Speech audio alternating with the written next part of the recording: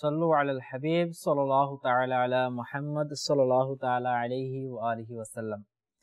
মুকাশাফাতুল কুলুব কিতাবে হযরত হুজ্জাতুল ইসলাম ইমাম গাজ্জালী রাহমাতুল্লাহি তাআলা আলাইহি বর্ণনা করেন, যে ব্যক্তি ঈদের দিন 300 বার সুবহানাল্লাহি ওয়া বিহামদিহি পাঠ করবে এবং এর সওয়াব প্রত্যেক নর নারীর কবরে ইসাল করবে, তবে প্রত্যেকের কবরে আল্লাহ তাআলা 1000 নূর প্রবেশ করাবেন।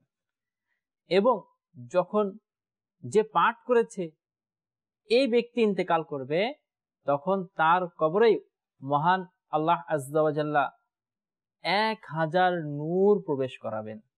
প্রিয় মাদানী চ্যানেলের দর্শক শ্রোতা, আমাদের এই ছোট্ট একটি আমলের দ্বারা যদি মুসলমান এর উপকার হয়, এবং মুসলমানের উপকার করতে গিয়ে এমন হবে যে আল্লাহ তাআলা আমাদের কবরের অন্ধকারকেও দূরীভূত করবে, অর্থাৎ যার কবরের মধ্যে নূর প্রবেশ করবে সে কবরেতে তো আর অন্ধকার থাকবে না।